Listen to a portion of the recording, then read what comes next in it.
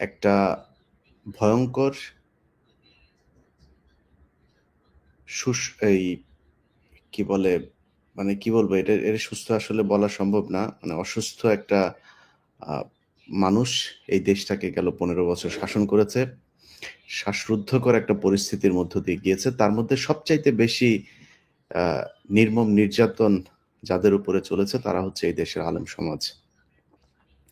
সে আলেম সমাজের উপরে গেল 15 বছর যে নির্যাতন চলেছে, আমার মনে হয় আল্লাহ তাদের জেলখানার ভেতরে তাদের যেই আত্মচিৎকার, সারা রাত জেগে আল্লাহর কাছে যেই কান্না, সেই চোখের পানির বিনিময়েই হয়তো এমন অস্বাভাবিক একটা পরিস্থিতির ভেতর দিয়ে এই দেশকে যে কেউ আমার মনে হয় কল্পনাও করেনি। ইভেন আমরা নিজেরাও যখন কিনা এই কোটা সংস্কার আন্দোলন হচ্ছিল, এটা নিয়ে আমি নিজে স্বীকার করছি এখনো, আমি নিজে মনে করেছি যে এটা বোধহয় রয়ের বা আওয়ামী লীগের পাতানো একটা খেলা। আহ, শেখ হাসিনা চীনে যাচ্ছেন, ইন্ডিয়াতে যাচ্ছেন, এইসব সফর টফরে কি হচ্ছে, এটা থেকে মানুষের দৃষ্টি অন্যদিকে ঘোরানোর জন্যই এই আন্দোলনগুলো হচ্ছে। তো সেই দেশটা স্বাধীন হয়েছে, আমরা আল্লাহর কাছে শুক্রিয়া জানাচ্ছি। কিন্তু যে আলেম সমাজের উপরে বিশাল নির্যাতন চললো গেল 15 বছর ধরে, আজকে স্বাধীনতার 6 মাস পরে আমি আমি এই মুহূর্তে যে লাইভে এসছে, আমার সাথে বেশ কয়েকজন অতিথি আছেন, অত্যন্ত সম্মানিত অতিথি। তারা জানাবেন কারাগারের ভেতরে এখন পর্যন্ত কত হাজার মানুষ জেলখানায় আছেন, তাদেরকে জামিন দেওয়া হচ্ছে না, শুনানির তারিখ দেওয়া হচ্ছে না, নানান ধরনের টাল বাহানা করে তারপর তাদেরকে জেলখানায় আটকে রাখা হচ্ছে। তার সাথে নানা নির্যাতন তো আছে। এখনো পর্যন্ত সেই ছাত্রলীগের নিয়োগ দেয়া জেল সুপার থেকে শুরু করে বিভিন্ন জেলের কারারক্ষীদের মধ্যে অনেকে আছেন কৃত্রিমভাবে এই কারাগারে বন্দী, এদের উপরে নানান ধরনের নির্যাতন তারা চালিয়ে যাচ্ছেন। তো আমরা ওনাদের কাছ থেকে শুনবো, এবং সরকারের কাছে অনুরোধ থাকবে যে আজকে আমরা যে বিষয়টা নিয়ে কথা বলছি, এই বিষয়টা নিয়ে যেন আমাদের পরবর্তীতে আর কখনোই কথা বলতে না হয়। কারণ এদেশের আলেম সমাজ যদি মাঠে নামে তাদের আলেমদেরকে মুক্তি করার জন্য, এটা দিয়ে বহির্বিশ্ব আপনাদেরকে একটা অতি ইসলামিস্ট কালার দেওয়ার চেষ্টা করবে। বহির্বিশ্বে আওয়ামী লীগ সবসময় যেটা করে, এখনো পর্যন্ত আপনারা দেখেছেন যে সজীব ওয়াজেদ জয় সহ আওয়ামী লীগের যেসব ফেসবুক পেজগুলো আছে, তারা নানানভাবে আহ, নাটক সাজিয়ে পৃথিবীর কাছে বোঝানোর চেষ্টা করে যে এই দেশে নারীদের কোনো অধিকার নাই, এই দেশ পুরো তালেবানি একটা রাষ্ট্র হয়ে গিয়েছে, নানান ধরনের কথাবার্তা আপনারা এগুলো শুনেছেন। তো সেই সুযোগ আমরা কাউকে দিতে চাই না, কিন্তু সরকার যদি তাদেরকে বাধ্য করে, আমার মনে হয় তারা মাঠে নামতে বাধ্য হবে। কারণ 6 মাস একটা সময়ের, এই সরকারের সময় লাগার কথা না এই আলেমদেরকে বের করার জন্য।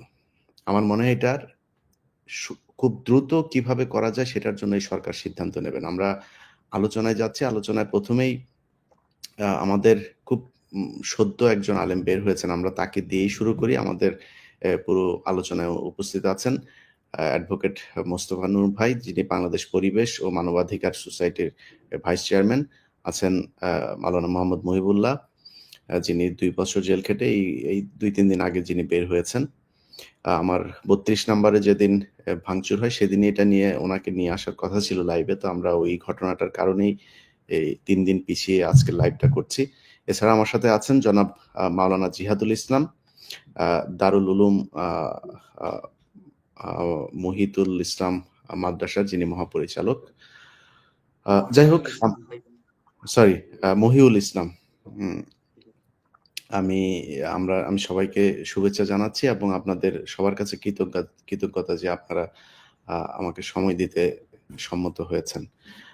প্রথমেই যেভাবে বলছিলাম যে আমাদের মহিবুল্লাহ ভাইয়ের কাছে শুনে আসবো। মহিবুল্লাহ ভাই, আপনার এই যে বের হতে 6 মাস সময় লাগলো, এখানে সবচাইতে প্রতিবন্ধকতা তৈরি করেছিল কারা?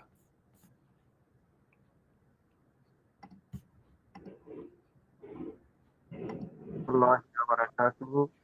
আহ, আহ, আমাদের সম্মানিত এবং প্রাণপ্রিয়, শুধু আমার বা আমাদের নয়, বাংলাদেশের প্রায় সকল সাধারণ জনগণের শুধুমাত্র ফেসিবাদ এর কাছে হয়তো আতঙ্ক।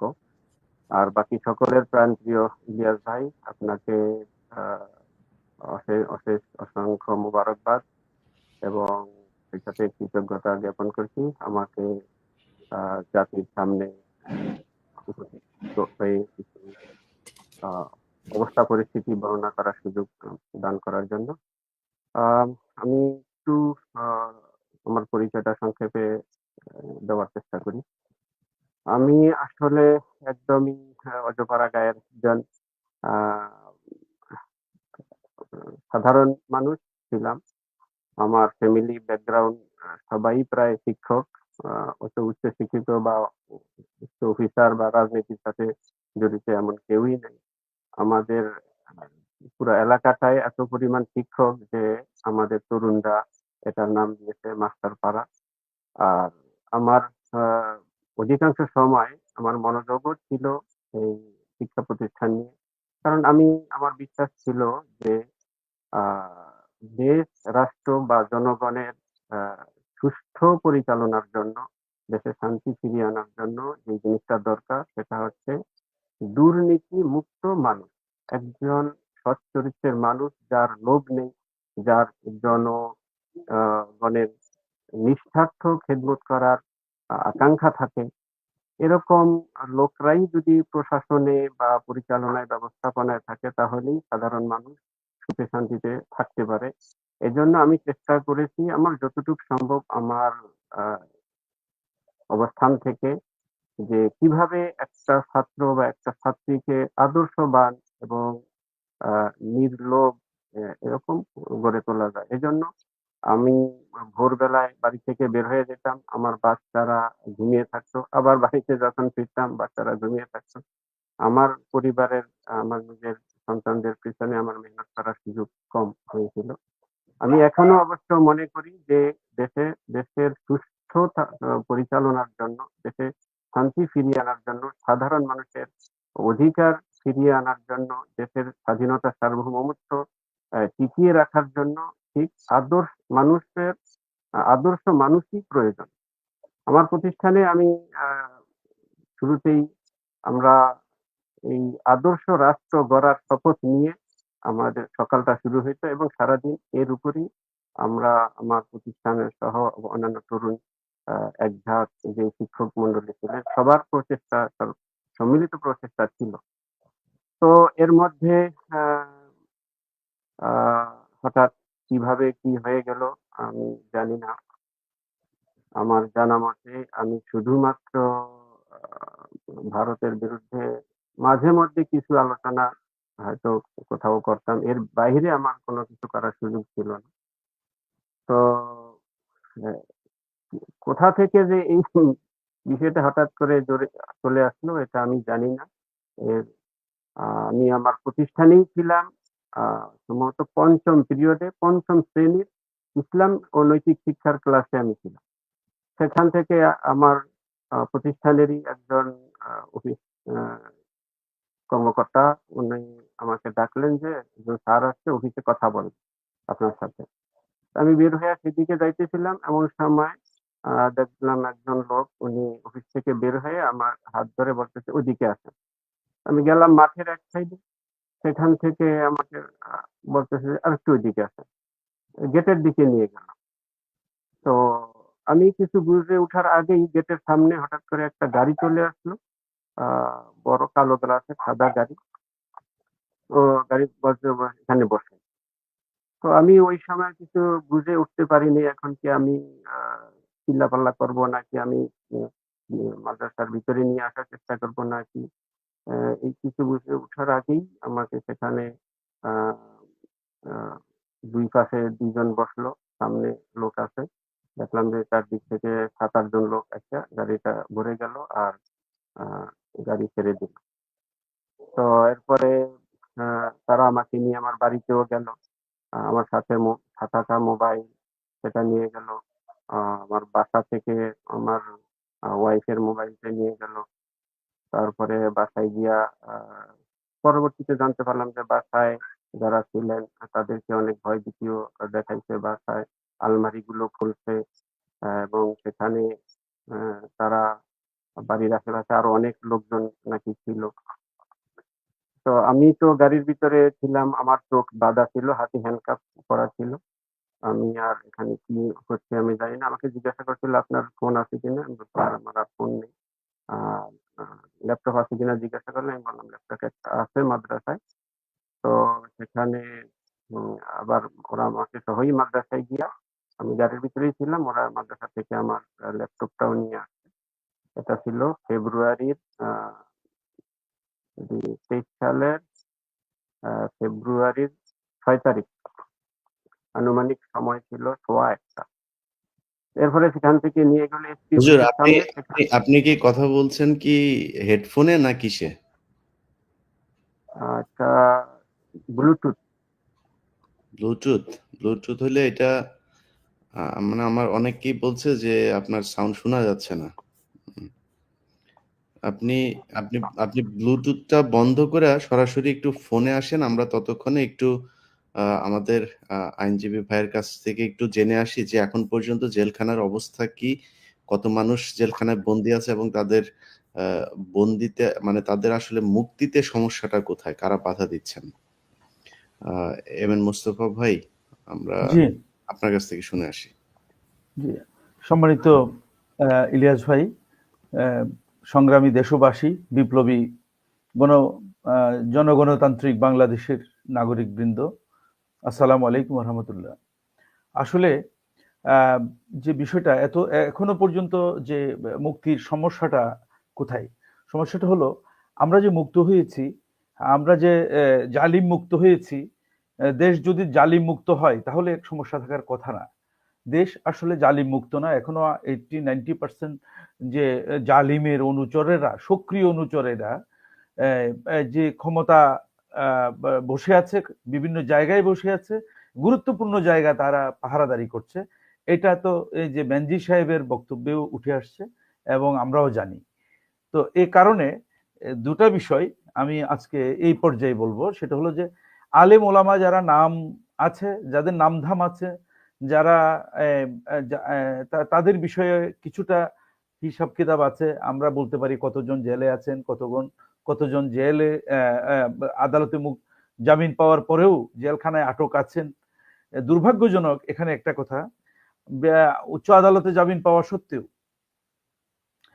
নিম্ন আদালতে জামিন পাওয়া সত্ত্বেও যাদেরকে আপিল করে করে আটকানো হয়েছে, তাদেরকে ওই আপিল নিষ্পত্তি হওয়া সত্ত্বেও, পুনরায় জামিন হওয়া সত্ত্বেও আবার কি করা হয়েছে, আপনার গোয়েন্দা সংস্থার রিপোর্টের অপেক্ষায়, ক্লিয়ারেন্সের অপেক্ষায় তথাকথিত এই দিনের পর দিন জেলখানায় থাকতে হয়েছে। তো যেটা আমাদের এই ইয়া ভাইয়ের ব্যাপারে যেটা মহিবুল্লাহ সাহেবের, মাওলানা মহিবুল্লাহ সাহেবের ব্যাপারেও যেটা হয়েছে। একদিন আমি চট্টগ্রাম জেলখানায় আরো আইনজীবী সহ রাতের 12টা বাজে গিয়ে ওনাদেরকে জিজ্ঞাসাবাদ করে, কঠোরভাবে জিজ্ঞাসাবাদ করে তারপর রাতের 1টায় ওনাদেরকে ছাড়িয়ে আনতে পেরেছি। তাও আমি একজন সেনাবাহিনীর সাবেক কর্নেল কর্নেল দিদার সাহেবের সহযোগিতা নিয়ে, এবং উনি স্বরাষ্ট্র মন্ত্রণালয়ের সাথে যোগাযোগ করেছেন। তারপর এটা হয়েছে। এটা হাসিনা পতনের একদম পরপর কয়েকদিনের মধ্যে ঘটনা।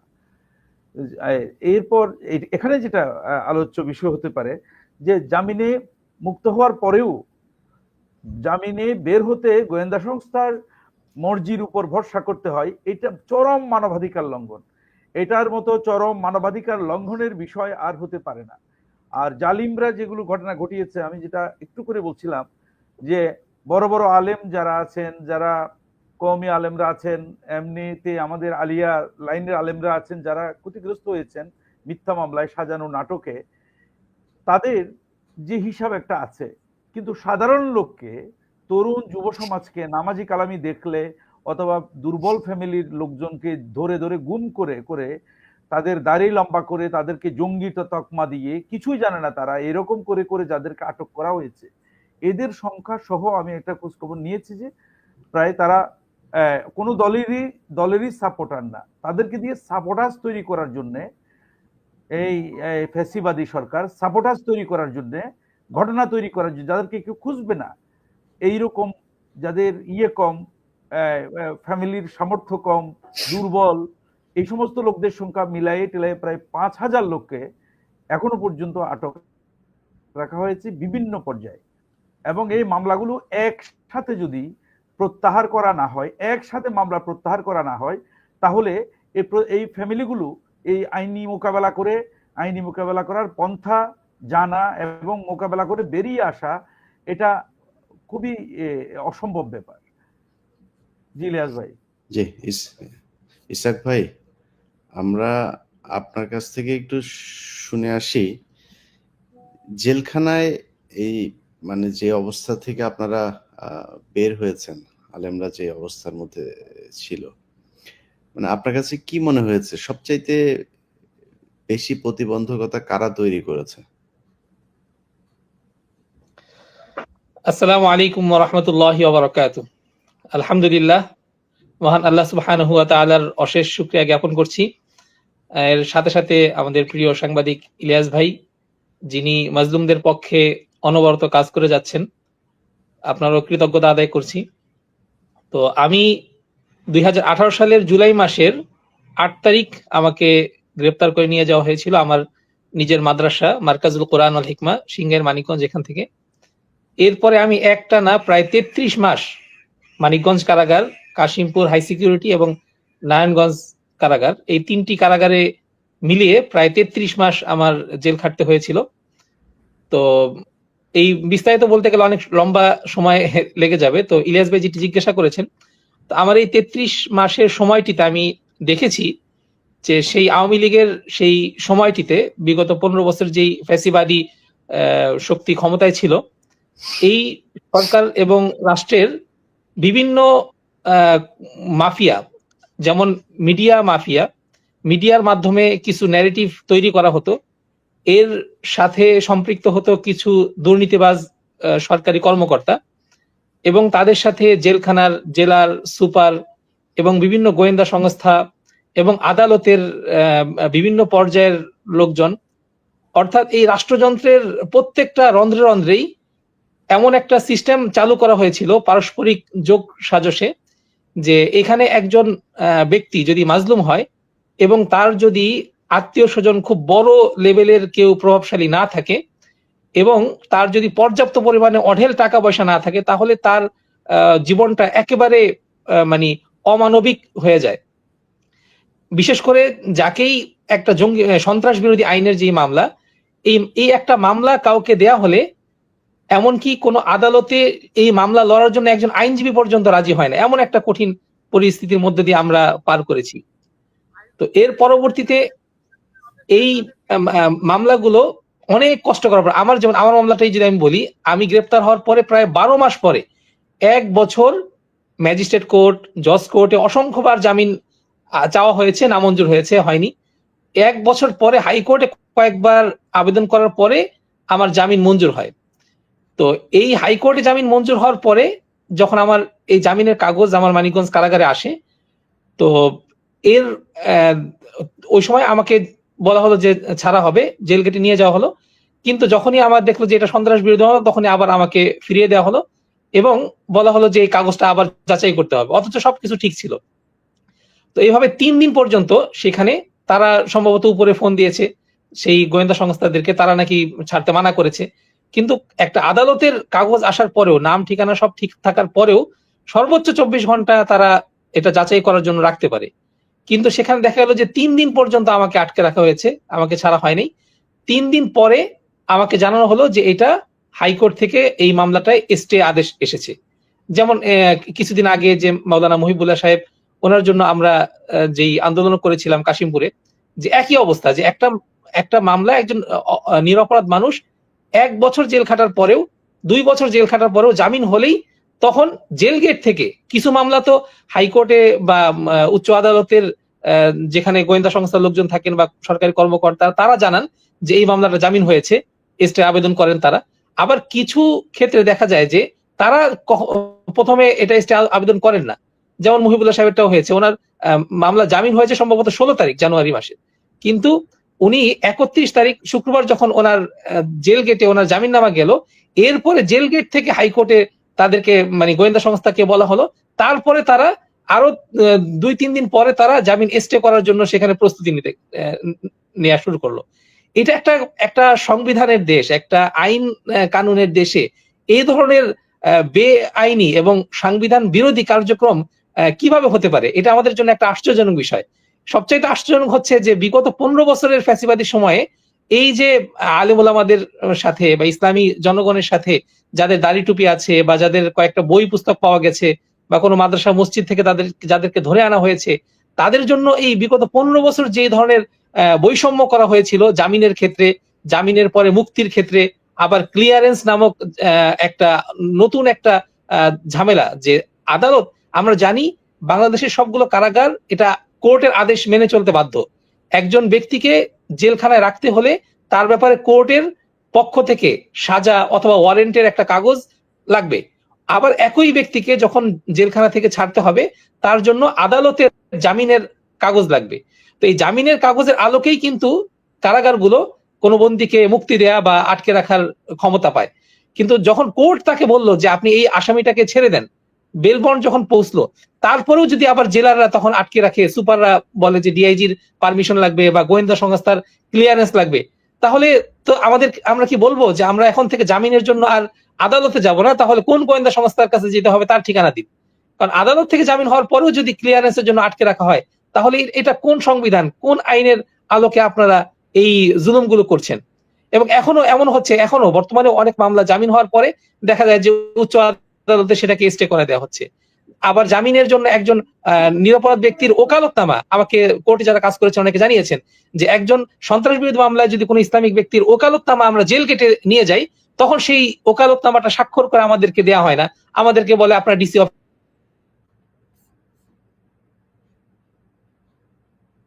অফিসে যান, আমাদেরকে বলা হয় আপনার অমুক জায়গায় যান, সেটার জন্য একদিন পর্যন্ত বসিয়ে রাখা হয়। তো এই যে এখনো হচ্ছে, তো এই ক্ষেত্রে আমাদের খুবই দুঃখের বিষয় হচ্ছে যে আমরা যে বৈষম্যহীন প্রায় 2000-এর উপরে এখানে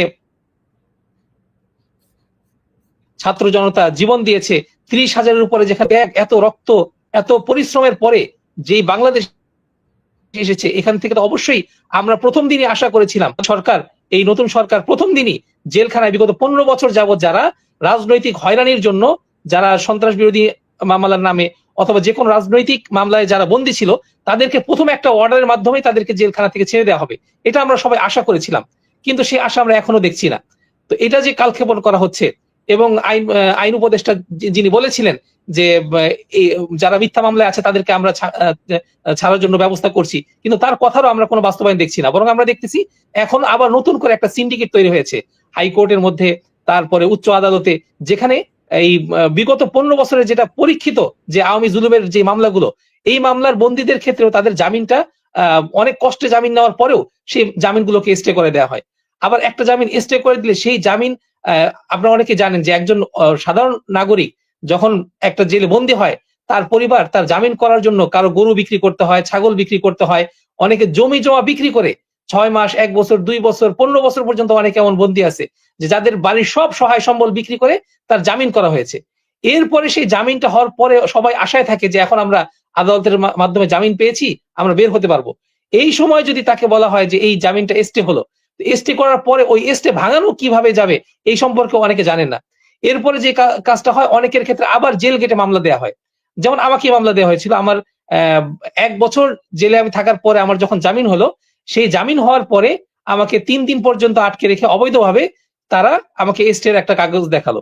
এরপরে ওই স্টে ভাগার জন্য আমরা 4 মাস উচ্চ আদালতে মামলা লড়াই হলো। 4 মাস পরে সুপ্রিম কোর্টের আপিল বিভাগের প্রধান বিচারপতি মাহমুদ হোসেন, বিচারপতি হাসান ফয়েজ সিদ্দিকী এবং জিনাত আরা, 3 জনের বেঞ্চ, তারা আমাকে রায় দিলেন যে এই ব্যক্তির ব্যাপারে সরকার পক্ষের আনিত তথ্য উপাত্ত এখানে কোনো তার অপরাধের প্রমাণ না পাওয়ায় তার স্টে আবেদন ক্যান্সেল করা হলো, তাকে জামিন বহাল রাখা হলো। এই কাগজ যখন কাশিমপুর কারাগারে আসে, তখন আমাকে সাথে সাথে, আমি যখন জেল গেটে আমাকে জামিনে মুক্তি দেওয়া আমি গেলাম, তখন আমাকে শোনা হলো যে আপনাকে আরেকটা মামলায় আপনাকে গ্রেপ্তারের একটা কাগজ এসেছে, শোন অ্যারেস্ট এসেছে। সেটা কোন জায়গায়? সেটা হচ্ছে নারায়ণগঞ্জের কোন জিন্দা পার্ক এলাকার একটা মামলা, অজ্ঞাতনামা মামলা। 2018 সালের কবে হয়েছে আমি জীবনে কোনোদিন জিন্দা পার্ক এলাকায় কখনো আমি যাইনি। তো তখন আমি দেখলাম যে আরে এটা কি আশ্চর্যজনক কথা যেখানে আমি কোনোদিন যাইনি, সেই একটা হলে ওই মামলার এজাহারে আমার কোনো নাম নেই, সেই মামলায় আমাকে শোন অ্যাশ দেখানো হলো। এরপরে কাশিমপুর থেকে আমাকে নারায়ণগঞ্জে চালানে পাঠানো হলো। এরপরে আরো অনেক লম্বা সময়, প্রায় 7 মাস এরপরে মামলা চালানোর মতো কোনো টাকা পয়সা আমার পরিবারের কাছে ছিল না। কারণ এর পূর্বেই প্রায় ৫-৬ লাখ টাকার মতো খরচ হয়ে গেছে প্রায় ১৬ মাসে আমার মামলার কাগজ এবং বিভিন্ন কাজের পেছনে। তো এই যে অবস্থা, তো এরপরে প্রায় ৩৩ মাস এভাবে জেল খাটার পরে এরপরে দ্বিতীয় মামলাতে আমি জামিন পাই। এরপরেও আমার প্রায় ১৭,০০০ টাকা জেল গেটে আমার দেয়া লেগেছে এজন্য যে আমি যদি এই টাকাটা না দিই তখন তারা গোয়েন্দা সংস্থাকে রিপোর্ট দিবে এবং গোয়েন্দারা তখন আবার আমাকে ধরে নিয়ে যাবে, আবারও মামলা দিবে। এজন্য তখন আমার পরিবার থেকে, আমার থেকে পিসি থেকে সেখান থেকে প্রায় ১৭,০০০ টাকা দিয়ে তখন আমার সেখান থেকে আসতে হয়েছিল। তো এটাও আল্লাহ আমাকে সহজ করে দিয়েছেন যে আমি আসতে পেরেছি। এমন অনেকের ঘটনা হয়েছে যাদেরকে একাধিকবার জেল গেট থেকে নিয়ে গিয়েছে। তো এই যে একটা আইন এবং আদালতের যেই বিষয়গুলোতে এই ক্ষেত্রে যে বৈষম্যটা আমাদের দেশে এখনো হচ্ছে, আমরা আশা করব যে আমাদের আমরা সরকার এবং এই আসিফ বিষয়গুলোতে যারা আছে তারা এই আসিফ নজরুল বৈষম্যগুলো দূর করবেন। আসিফ নজরুল স্যার, কানে যদি এই কথা যদি ঢুকে তাহলে তাড়াতাড়ি ব্যবস্থা নিয়েন। হ্যাঁ, ব্যবস্থা না নিলে এই ৪-৫ হাজার পরিবারের ওইদিকে বিডিআর আটকায় রাখছেন আপনারা, সব মিলায় কিন্তু গ্যাঞ্জাম লাগাই দেওয়া হবে। সো আমরা সরকারকে সহায়তা করতে চাই, সরকারের পাশে থাকতে চাই ৬ মাস পরে। এবং গোয়েন্দা সংস্থার যেসব ইন্ডিয়ান পয়দা, এই ভারতীয় পয়দা গোয়েন্দা সংস্থার যারা আছেন তাদেরকে বলবো ভালো হয়ে যান, জেল গেটে যায় ওগুলি না কইরা। আলেম টালেম আছে তো এই জন্য সব কথা বলতে পারছি না আজকে, আলেমদের সম্মান দিয়ে কথা বলতে হচ্ছে। খুব ভালো হয়ে যান, আমরা তো এগুলো নিয়ে কাজ করছি। এক একটা জামিনের জন্য আলাদা আলাদা ভাবে এর কাছে যাইতে হচ্ছে, ওর কাছে যাইতে হচ্ছে, এই করতে হচ্ছে, ওই করতে হচ্ছে। কেন করা লাগবে? এটা আপনাদের কাজ না? আর সমন্বয়ক, আপনারা কি বাড়ির থেকে লোকজন নিয়ে দেশ স্বাধীন করে ফেলছেন? আপনাদের পাশে আলেমরা ছিল না? এই দেশের মানুষ ছিল না? আজ পর্যন্ত কারোর শুনি নাই যে কোথাও গিয়ে কোনো সমন্বয়ক গিয়ে কোনো আলেমের পাশে দাঁড়াইছেন। কারণ কি? এদেরকে মানুষ মনে হয় না? আমরা এরপরে যদি এই বিষয়টা নিয়ে কথা বলতে হয় তাইলে দেশের পরিস্থিতি কি হবে সেটা নিয়ে চিন্তা করার দরকার না। আপনাদের খালি আপনারা লুটপাট করে খাবেন।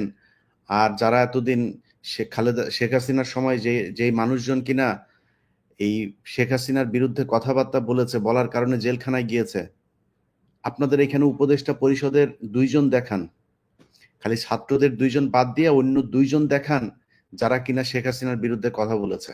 কেউ বলে নাই তো, কারোর কোনো অবদান নাই। বড় বড় পদে বসাচ্ছে, কারোর কোনোদিন চিনিও না। এখন আপনি তাদেরকে ভালো ভালো জায়গায় নিয়ে বড় বড় পদ দিয়ে বসাচ্ছেন। কথা তো বলেছে এই জেলখানায় যারা ছিল তারা কথা বলেছে, এই জন্যই তারা জেলে গিয়েছে।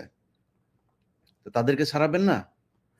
যদি না হয় এই মানুষগুলির জন্যই শেখ হাসিনা ক্ষমতা থেকে গেছে। অতএব এই মানুষের রক্তের উপর দাঁড়ায়, এই মানুষের এই বিশাল কষ্ট, ১০ বছর, ১৫ বছর, ১৬ বছর এই যে জেলখানার জীবন, এদের সাথে তামাশা করে আপনারা লুটপাট করার জন্য দেশ চালাবেন আর করবেন, এটা হইতে দেওয়া যাবে না। গ্যাঞ্জাম লাগাই দিব কিন্তু। সো ফার্দার যেন আমাদের এই সাবজেক্ট নিয়ে আর কথা বলতে না হয়। আপনাদের যে মানুষগুলো আমার সামনে আছেন আপনাদেরকে বলি, এই যে আপনারা আমার চ্যানেলে আছেন না, আল্লাহকে সাক্ষী রেখে বলছে, এটা আমার জন্য বিশাল সমস্যা। এই আপনাদের আর ইসলামের পক্ষে কথা বলার জন্য আমারে নিয়ে এইখানে এমন কোনো বাজে অভিযোগ নাই আমার বিরুদ্ধে করা হয় নাই। আমাকে পুলিশ নিয়ে জিজ্ঞাসাবাদ করেছে এসব বিষয় নিয়ে, আমার এদের সাথে কি সম্পর্ক, আমি কি করি, কোন মসজিদে যাই, অনেক কিছু গিয়েছে। তো খালি আল্লাহর উপরে ভরসা করে এই আপনাদের নিয়ে কথা বলছি। এই ভিডিও মনে করেন নিয়ে দিবে বিভিন্ন জায়গায় যে এই যে এদেরকে নিয়ে সে মিটিং করে, এই সেই। তো আল্লাহ যদি নাকি আমাকে বিপদে ফেলে আমার কেউ বাঁচাইতে পারবে না, খালি ওই বিশ্বাস থেকে এগুলো করি। এগুলো নিয়ে সারাদিন পড়ে থাকতে পারবো না। কালকে একটা ফেসবুকে পোস্ট করেছিলাম, সেই পোস্টে খালি লিখেছিলাম যে অতি ইসলামিস্ট হয়েন না,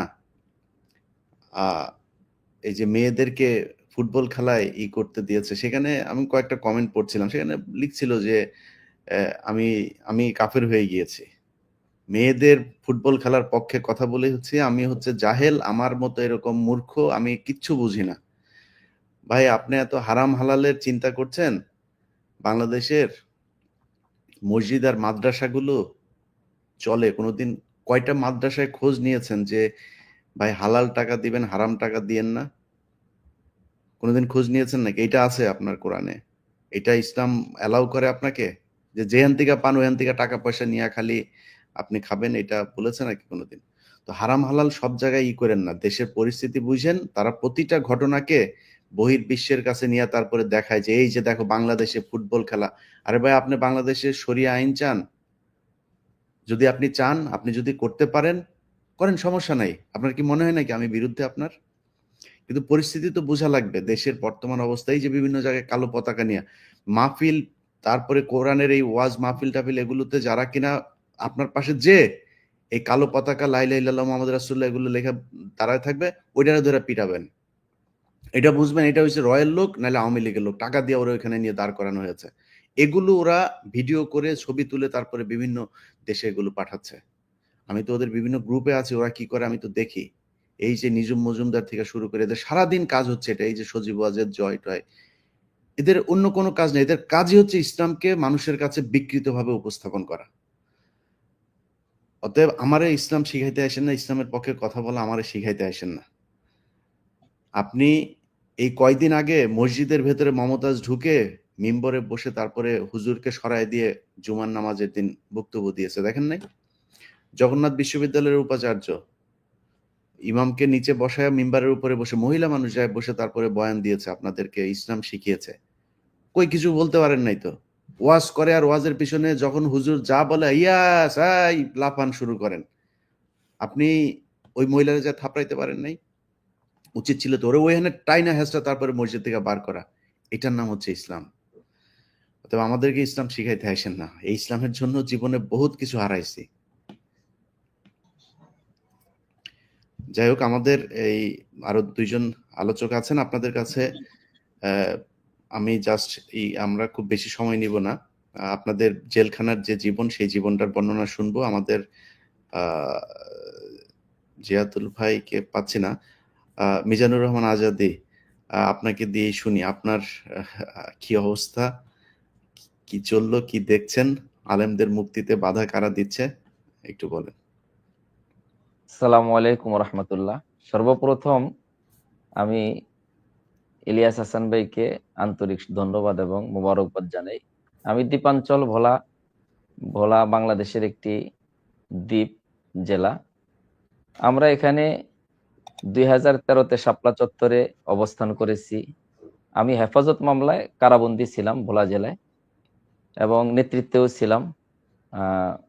আল্লাহ তাআলার কাছে অশেষ শুকরিয়া যে বৈষম্য বিরোধী ছাত্র আন্দোলনে ছাত্র জনতার ত্যাগ এবং রক্তের বিনিময়ে যে এক স্বাধীনতা এসেছে, আমরা আশা করেছিলাম এই স্বাধীনতার মাধ্যমে আমাদের মজলুমদের খোঁজখবর নেওয়া হবে, আমাদের মামলা থেকে আমরা অতি দ্রুত আমরা মুক্তি পাব।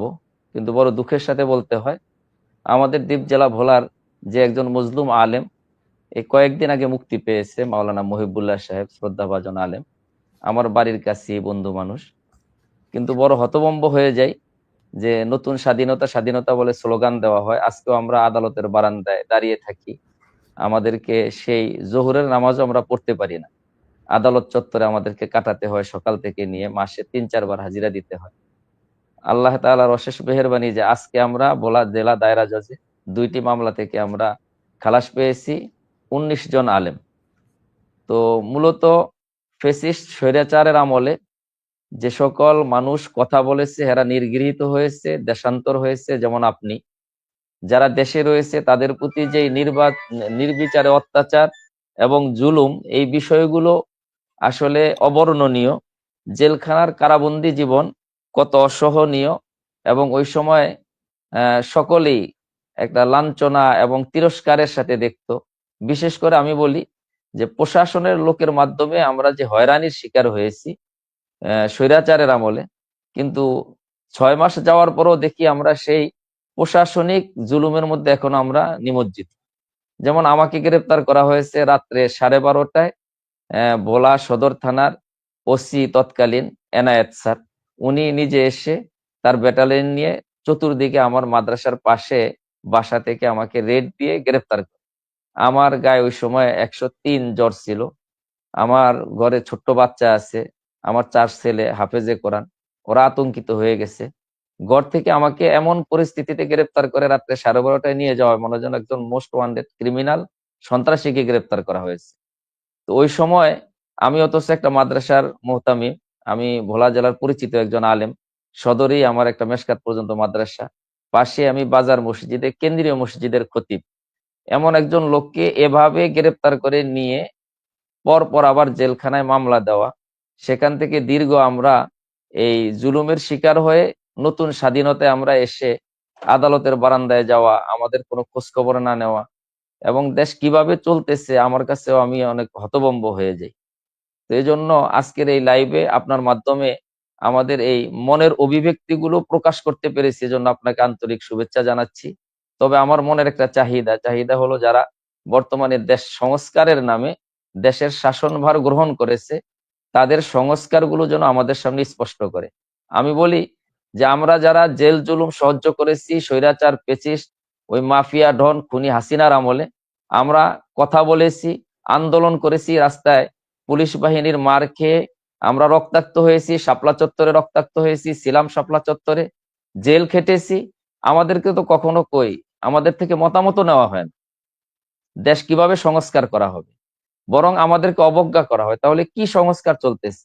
নাকি এক মাফিয়া, এক স্বৈরাচার সরায়া আর অন্য কোন স্বৈরাচারকে প্রতিষ্ঠা করার ব্যবস্থা করা হচ্ছে? এটা তো আমরা সন্দিহান। এজন্য আজকে আমরা মাজলুম আলেমদের পক্ষ থেকে, বিশেষ করে দ্বীপাঞ্চল ভোলার হেফাজতের আমি সিনিয়র যুগ্ম সাধারণ সম্পাদক, এবং আমি হেফাজত ভোলা সদর উপজেলা শাখার সভাপতি।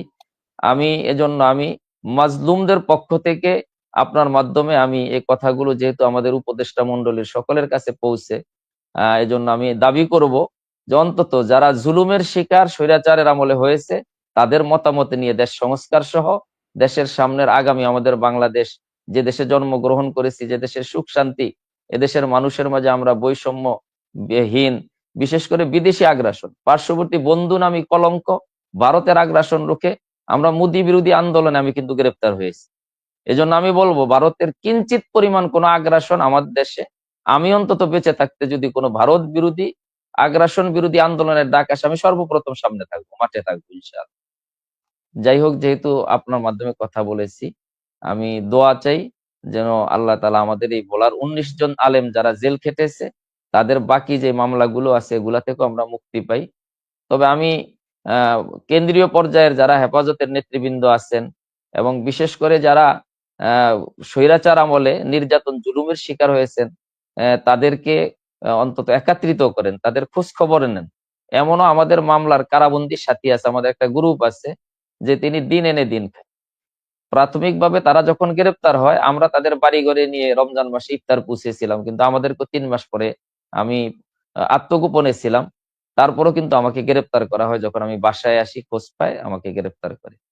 আমার আসলে অগোছালো, দেরিতে আসছি আমি আমি এই ব্যাপারে একটু অভিজ্ঞতা কম, অনলাইনে ঢুকতে দেরি হয়েছে, এজন্য মিজান দুঃখিত। সাহেব হুজুরকে একটা আপনি প্রশ্ন অনেক করতে সুন্দর সুযোগ বক্তব্য করে। দিয়েছেন।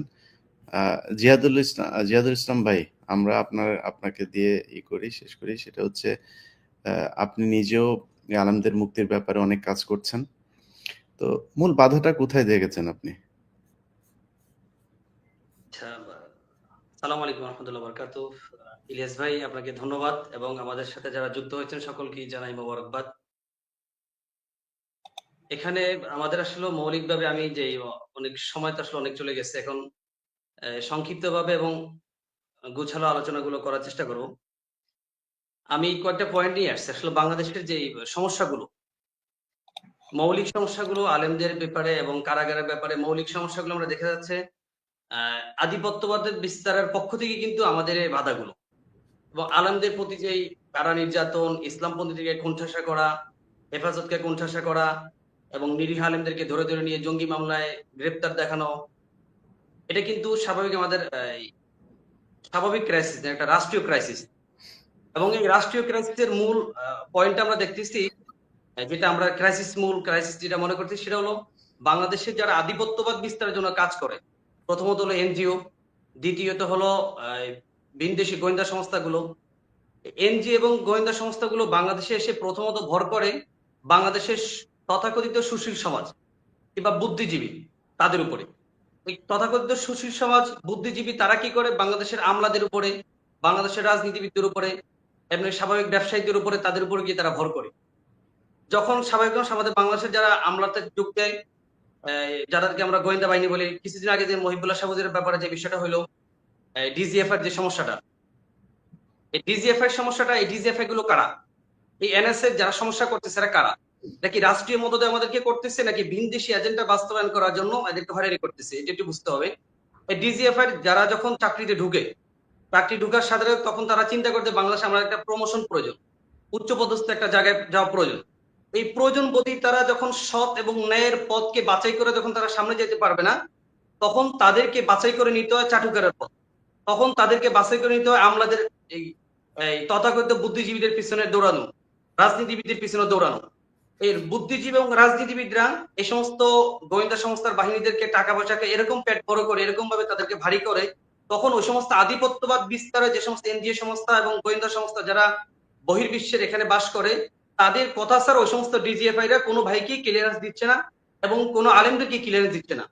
আমরা দেখেছি 5 আগস্টের গণঅভ্যুত্থানের পরে বাংলাদেশের বিভিন্ন রাজনৈতিক দলগুলো, বিএনপি বলি, জামাত বলি, প্রত্যেকটা রাজনৈতিক দল তাদের রাজনৈতিক অবস্থান পরিচালনার জন্য তাদের সমস্ত কর্মীদেরকে তারা বাহির করে নিয়ে গেছে। কোনো প্রকার ক্লিয়ারেন্স প্রয়োজন হয় নাই, মামলা নিয়ে কোনো হয়রানি হয় নাই, টাকা পয়সারও প্রয়োজন হয় নাই। কিন্তু যখন আলেম ওলামাদের অবস্থানে যখন আসলো, তখন দেখা যাচ্ছে যে ক্লিয়ারেন্স এই সেই এগুলো বলে বলে বলে বলে মানুষদেরকে মানে প্রত্যেকটা কারাবাড়ি মানে কারা পরিবারকে এভাবে হয়রান করা হচ্ছে। এই হয়রানগুলো করার মূল ক্রাইসিস হলো আমাদের বাংলাদেশে আধিপত্যবাদ বিস্তারে যে সমস্ত গোয়েন্দা সংস্থা কাজ করে এই বহির্বিশ্বের, তারা যে সমস্ত গোয়েন্দা সংস্থার উপরে ভর করছে, বাংলাদেশের ডিজিএফআই হোক, এনএসআই হোক, সিটিটিসি হোক, এপিইউ হোক এবং অন্যান্য বাহিনী যেগুলো আছে র্যাব সহকারে, প্রত্যেকটা বাহিনী কিন্তু এগুলোর ব্যাপারে সমস্যাগুলো করে। আমরা দেখছি 2009 সালে পিলখানা হত্যাকাণ্ডের কারণে, পিলখানা হত্যাকাণ্ডের মাধ্যমে বাংলাদেশে আধিপত্যবাদ বিস্তারের পরিপূর্ণ রাস্তা খুলে তারা ডিজিএফআই কে হাত করছে এবং সেনাবাহিনীদেরকে হাত করছে, প্রত্যেকটা বাহিনীকে তারা হাত করে সামনে আগাইছে। যখন বাংলাদেশের প্রত্যেকটা প্রশাসন বাহিনী তাদের হাতে কবজায় চলে গেল, তখন বাংলাদেশের সবচেয়ে বড় শক্তি ইসলামপন্থী। ইসলামপন্থীদেরকে কণ্ঠাসা করার জন্য তারা যখন নাস্তিকদেরকে আমাদের সামনে লেলিয়ে দিল, নাস্তিকরা আমাদের সামনে এসে বিভিন্ন প্রকারের কথাবার্তা এবং এরকম কিছু কটূক্তি করতেছে যেটা বাংলাদেশের সংবিধানের বিরোধী, ধর্মের উপর আঘাত করার বিরোধী। ওই সমস্ত নাস্তিকরা যখন শাহবাগের ভিতরে 2-4-5 হাজার মানুষ ঐক্যবদ্ধ হয়ে বাংলাদেশের স্বাধীনতার নামে, তথাকথিত স্বাধীনতার নামে তারা আলেম ওলামাদেরকে এবং আল্লাহ রাসূল সাল্লাল্লাহু আলাইহি ওয়াসাল্লামকে বিভিন্ন সাহাবায়ে-কেরামদেরকে নিয়ে কটূক্তি করা শুরু করলো, হেফাজত যখন 5 মে গেল ওইখানে, হেফাজতকে তারা নির্মমভাবে দুলিশ্বাত করে দিল। 5 মে রাত্রের ভিতরে, এক রাত্রের ভিতরে 3 থেকে 4 ঘন্টার ভিতরে পুরো শাপলা চত্বরকে তারা একেবারে পরিষ্কার করে দিল। এই পরিষ্কারের দ্বারা আরো তাদের রাস্তা আরো পরিষ্কার হলো, বাংলাদেশি ইসলাম পন্থীদেরকে তাদেরকে কণ্ঠাসা করার আরো রাস্তা তাদের সুযোগ হয়ে গেল। দেখেন এই 5 মের পরে শাপলা চত্বরের পরে আমরা দেখেছি যে সমস্ত নাস্তিকরা বাংলাদেশের সংবিধান বিরোধী এবং ইসলাম বিরোধী, যারা ইসলামের উপরে কটূক্তি করে যারা টিকে ছিল, যেমন ইমরান এই সরকার আরো যারা ছিলেন, প্রত্যেকেই যে সমস্ত নাস্তিকদেরকে কতল করার কারণে আজকে আমাদের প্রায় 5-7 জন ভাই, যে সমস্ত নাস্তিকদেরকে কতল করার কারণে আজকে আমাদের 5-7 জন ভাই এখনো কারাগারে আছে, ওই ভাইদেরকে মুক্ত করে দেওয়া বাংলাদেশের পক্ষ থেকে রাষ্ট্রীয়ভাবে তাদেরকে মুক্ত করা প্রয়োজন এবং তাদেরকে রাষ্ট্রীয়ভাবে তাদেরকে সম্বর্ধনা দিয়ে কারাগার থেকে বাহির করা প্রয়োজন। কেন? বাংলাদেশের স্থিতিশীল পরিস্থিতিকে অস্থিতিশীল করার জন্য এই সমস্ত নাস্তিকরা সাধারণ 95% মুসলমানদের অনুভূতির উপর আঘাত করছে। এই অনুভূতির উপর আঘাত করার কারণে প্রয়োজন ছিল প্রত্যেকটা নাস্তিকেই বাংলাদেশের সংবিধান অনুযায়ী প্রত্যেকটা নাস্তিককে ফাঁসির কাস্টে ঝুলানো।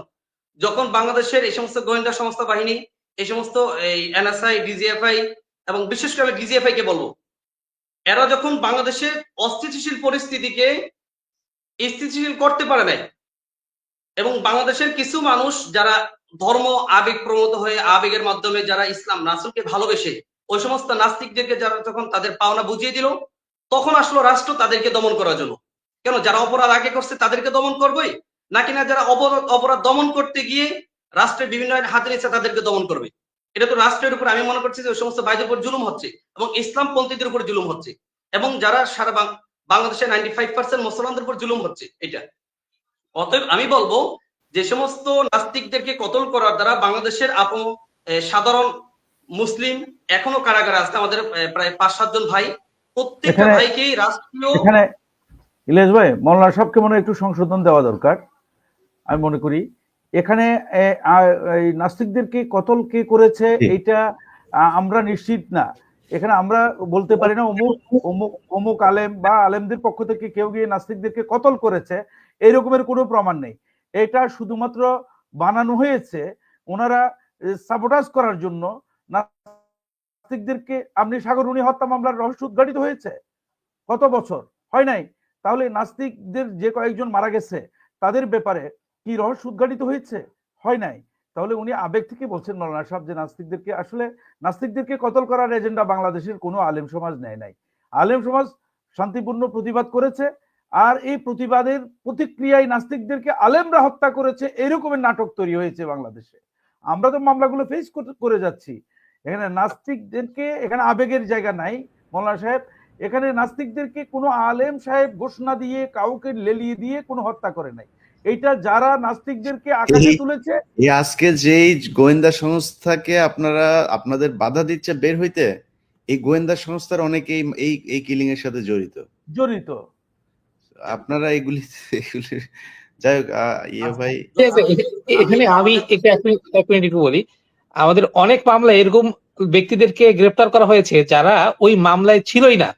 যেমন আমাদের যে শফিউর রহমান ফারাবী, যিনি প্রায় 11 বছরের উপরে হয়ে গেল জেলখানায়, তাকে যে মামলায় গ্রেপ্তার দেখানো হয়েছে ওই মামলা ছিল আপনার এই যে বইমেলার এখানে, আর সে তখন ছিল সিলেটে। সে তো এই মামলার ধারে কাছেও ছিল না এবং তাকে গ্রেপ্তার করছে অনেক পর অন্য একটা মামলায়। তাকে এই সকল মামলায় জড়ানো হয়েছে। বিদেশে ছিল এরকম লোকজনকেও দেশের মামলায় করে দেওয়া হয়েছে। এবং এখানে ইলিয়াস ভাই, রাজীব মারা যাওয়ার একদিন আগে জানতাম। আমাকে তার আগের দিন, আমি তো তখন হ্যাঁ, সাংবাদিকতা করি, র্যাবের একজন আমার বলতেছে ভাই হ্যাঁ, কালকে একটা ঘটনা ঘটবে। পরের দিন সকালে দেখি যে হ্যাঁ, আমি বললাম, আমি তার সাথে সাথে কল করছি যে ভাই এটা কি এই ঘটনা, বুঝে নিত। এগুলি সব তো প্ল্যান। হাসিনা ওর বাসায় যাবে, রাজীবের বাসায় গিয়ে কান্নাকাটি করবে, এই যে বহির্বিশ্বকে দেখাবে, এই যে আপনাদেরকে খেপায়া তোলা, হ্যাঁ, এই যে আপনারা মতিঝিল শাপলা চত্বরে গেছেন, এইসব বিক্রি করেই কিন্তু হাসিনা গেল 15 বছর আছে। ওদের কাজই হচ্ছে এটা। এই জন্য কালকে বলছিলাম আমি যে কথাটা, যে আমরা অতি ইসলামিস্ট হতে গিয়ে আমাদের এখনো পর্যন্ত বিদেশের উপরে অনেক কিছুতে নির্ভরশীল আমরা।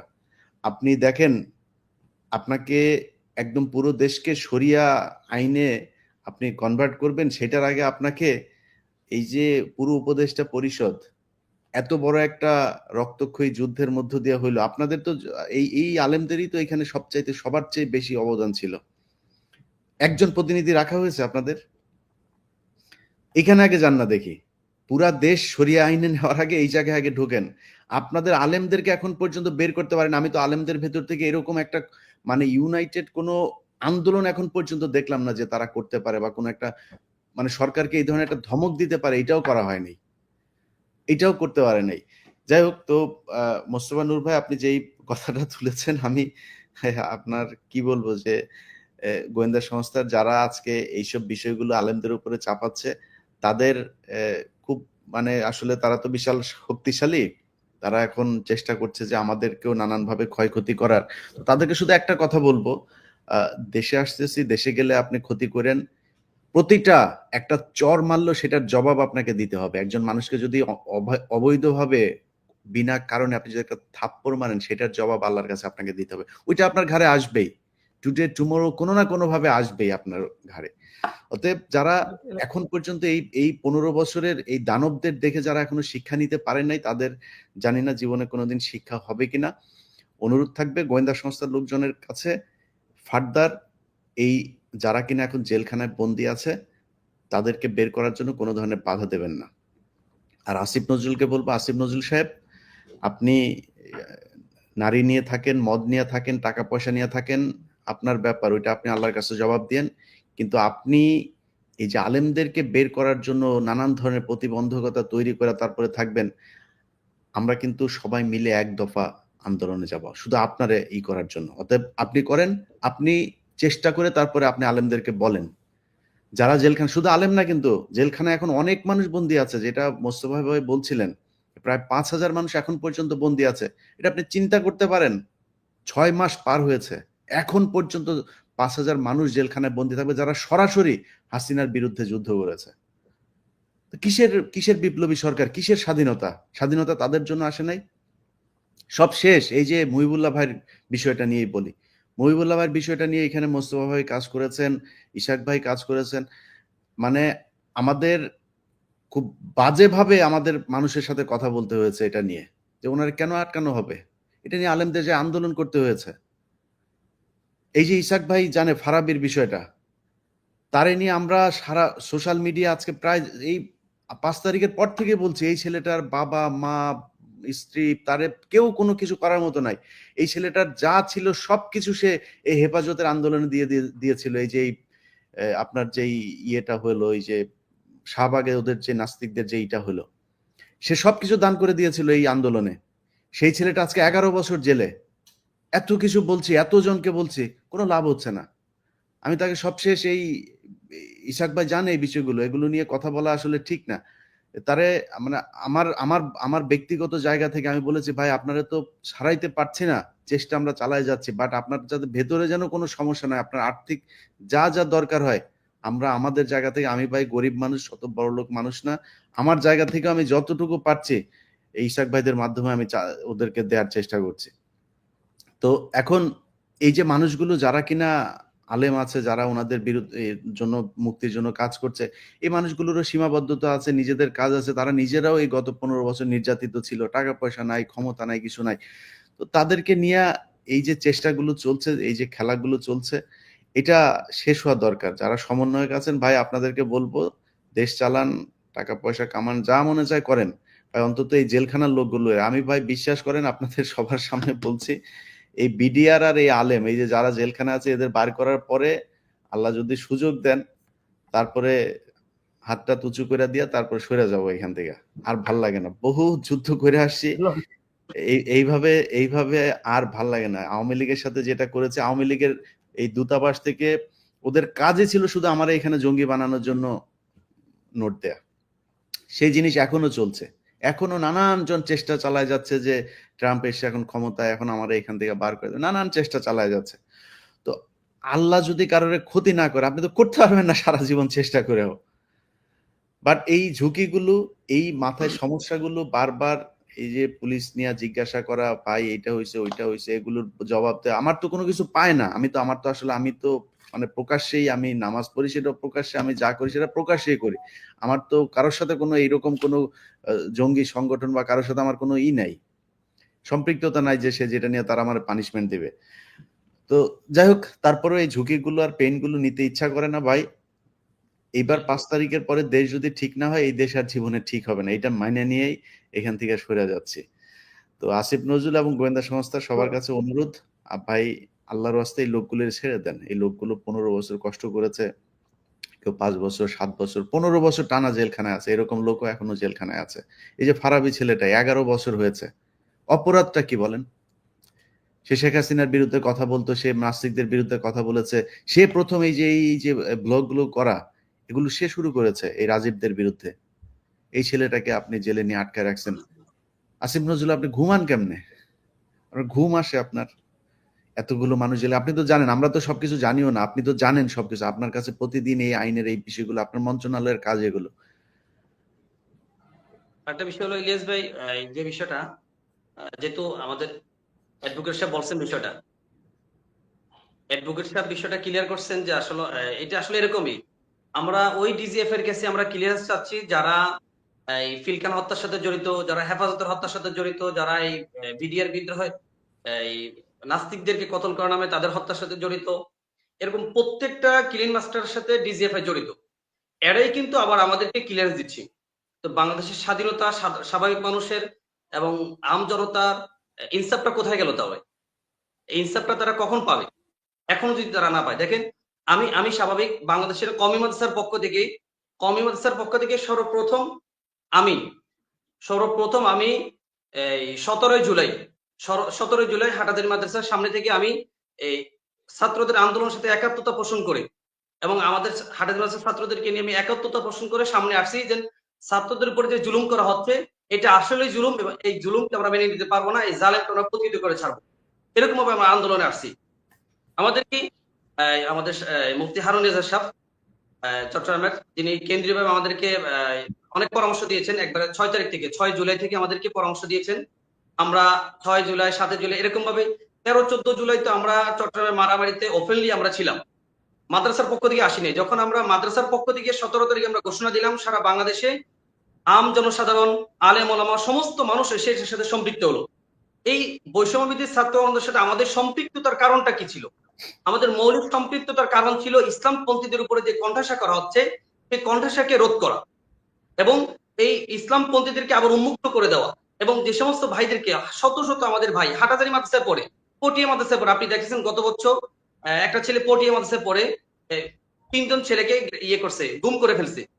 প্রায় 17-18 দিন গুম করার পরে 3জনকে উন্মুক্ত করছে এবং 3জনের ভিতরে একজন এরকম ছিল, সে মাদ্রাসায় পড়ে না, নোয়াখালী থেকে আসার সময় তাকে গাড়ি থেকে নামায় নিয়ে গেছে, 3জনের সাথে তাকে জুব্বা পরে দাঁড়া করাইছে, দেখেন এই ছেলেটা আন্দোলন করছে, তার কাছে বই পাওয়া গেছে, এই পাওয়া গেছে, সেই পাওয়া গেছে। এই স্বৈরা শাসনের অবস্থান থেকে আমরা মুক্তি পাওয়ার জন্য কিন্তু আন্দোলনে শরিক হয়েছি। আমাদের হাটাজারি মাদ্রাসার এবং সারা বাংলাদেশের কওমি মাদ্রাসা থেকে প্রায় 72 জন আলেম ওলামা শহীদ হয়েছে।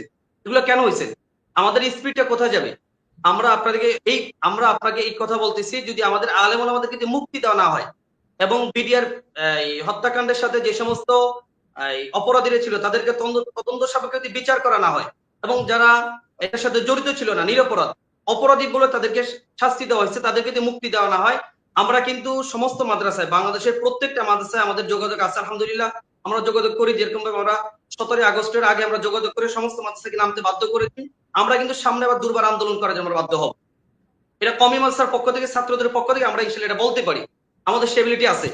যদি আমাদের এই সমস্ত আসিফ নজরুল বলেন এবং ডিজিএফআই যে সমস্ত বাহিনীগুলো বলেন এবং অথর্ব উপদেষ্টা যারা আছে, যদি তারা দিয়ে এই ব্যাপারে যদি কোনো পদক্ষেপ না নেয়, আমরা কিন্তু যে কোনো আন্দোলনে বাধ্য হব। তবে দেশের এই অবস্থানকে, দেশের বর্তমানে যে অবস্থান আছে, এই অবস্থানকে আমরা শুধু টিকে রাখার জন্য আমরা কোনো আন্দোলনে যাচ্ছি না। সমস্ত প্রকার লিয়াজু করে, আমরা সমঝোতা করে, আলোচনা করে আমরা চাচ্ছি এটা সমাধান করার জন্য। যদি উপদেষ্টা মহল এটা সমাধান করতে না পারে, আমরা কিন্তু আন্দোলন করতে বাধ্য হব। এখনোই আমি বসে আছি আপনাদের সাথে, প্রায় অনেকজনই মেসেজ দিচ্ছে, ভাই এই ব্যাপারে একটু কথা বলেন, আমরা কিন্তু প্রয়োজন আন্দোলনে নামবো। যদি প্রয়োজন হয় ইলিয়াস ভাই আপনার সাথে থাকবেন ইনশাআল্লাহ, সমস্ত মজলুম ওলামা একরাম থাকবে, আমরা মাঠে নামবো এবং কওমি মাদ্রাসার সমস্ত কওমি মাদ্রাসার ছাত্ররা সহ নামবো এই ব্যাপারে ইনশাআল্লাহ। এবং আমি কিছুদিন আগে আমি একটু কথা বলতে চাই মাসুদ ভাই, আমি একটু কথা বলতে চাই। আসলে যে আল ওলামায়ে কেরাম এখনো জেলে আছে, এ ব্যাপারে আমরা মুক্তির ব্যাপারে এখন আজকে আলোচনা করতেছি, প্রতিবন্ধকতা কোথায়। কিন্তু আমরা যে আমাদেরকে মামলা দিল, জিআর মামলা, এক একজন আইউ আছে, পুলিশ কর্মকর্তা, তাদেরকে কি করা হয়েছে, ভোলা সদর থানায় যে মামলাগুলোর আইউ যারা, তারা এখান থেকে অন্য এক জেলায় গিয়ে তারা নিজেদের চাকরি সহ সবকিছু ফ্যাসিলিটি ভোগ করতেছে। এরা যে স্বৈরাচারের দোসর ছিল, তাদের কথা মতো উঠবোস করে এই নিরপরাধ নিরীহ আলেম ওলামাকে, এমনকি আমাদের আল্লামা মামুনুল হক সাহেবকে চরিত্রের কলঙ্ক দিয়ে তাদেরকে জেলখানায় আবদ্ধ করেছে। তাদের বিচারের কোনো ব্যবস্থা নেই। এজন্য আমি আজকে এই লাইভের মাধ্যমে, যেহেতু আপনি সুযোগ দিয়েছেন, আমি মনে করি আমাদের ওলামায়ে কেরাম জেলে থাকার পিছনে প্রতিবন্ধকতা, উপদেষ্টা মন্ডলী এবং সমন্বয়ক যারা আছে, এবং তারা এই মাজলুম ওলামায়ে কেরামের অভিভাবক আল্লামা মামুনুল হক সাহেব, হারুন ইজহার সাহেব সহ তাদের সাথে সমন্বয় করে ওলামায়ে কেরামকে মুক্তির ব্যাপারে কোনো ব্যবস্থা করে। আমার কথায় বেয়াদবি নিয়েন না।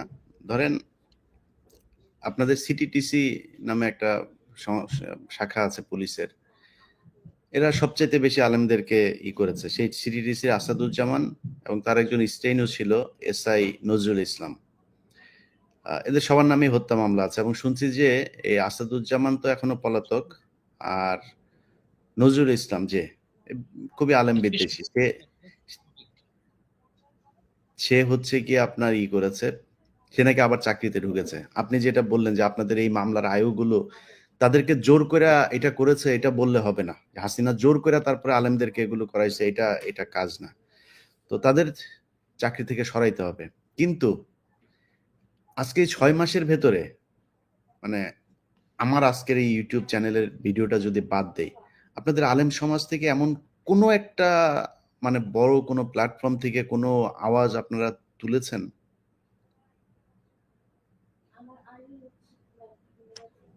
জি ইলিয়াস ভাই, এটাও একটা আমাদের সমস্যা যে আমরা যে যার রাজনৈতিক অবস্থানকে পরিষ্কার করার জন্য মাঠে কাজ করে যাচ্ছি, কিন্তু এর সমস্যার স্থানে আপনি যেমন ভাবে হাত দিচ্ছেন সব জায়গায়, যে এই যে ফারাবি ভাই জেলে আছে, মাওলানা মহিবুল্লাহ সাহেবের মুক্তির ব্যাপারে প্রতিবন্ধকতা, এ নিয়ে গত সপ্তাহে লাইভে আসার কথা ছিল, কিন্তু আমি আমাদের অভিভাবক যারা আছে, যারা কারাবন্দী ছিলেন, তারা কি ফ্যাসিস্ট হাসিনার ওই সকল নির্যাতনের কথা, রাজনৈতিক একটা পদ পদবি এমপি বা মন্ত্রী হওয়ার এই নেশায় কি ভুলে গিয়েছেন?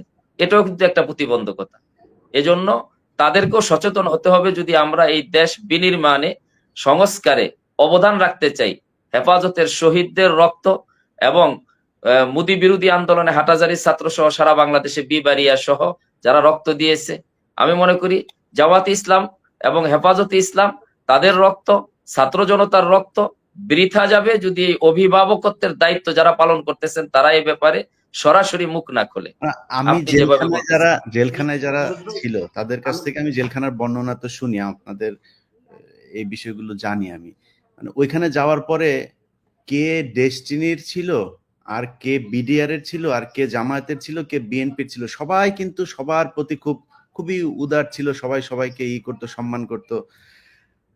এই যে আপনাদের ভেতরে একটা হৃদ্রতা তৈরি হইতো জেলখানায় গেলে, মানে জেলখানা থেকে বের হলেই মানুষগুলোরে আপনারা ভুলে যান, মানে এই যে ভেতরে 5,000 মানুষ এখনো আছে, আপনারা যারা 10 বছর 15 বছর জেল খেটেছেন, মানে তাদের বের হওয়ার পরে খারাপ লাগে না? আমি মামুনুল হকের কথাই বলি, মানে মামুনুল হক সাহেবের মতো একজন মানুষ, আমি বিশ্বাস করেন আমি ওনাকে সম্মান করি, কিন্তু দেখি নাই মানে এরকম কোন, উনি যদি একটা ডাক দিত আমার তো মনে হয় একটা কিছু হইতো। যারা মানে খুবই একদম ফ্রন্টে যারা থাকেন এইসব মানুষগুলোর ভেতরে, জামাতের আমিরের কথাও যদি বলি, উনিও তো জেল খেটেছেন, বিএনপির মহাসচিব উনিও জেল খেটেছেন। তো ওনাদের খারাপ লাগে না যে জেলখানায় মানুষগুলো পচে মরছে, 6 মাস হয়ে গেল?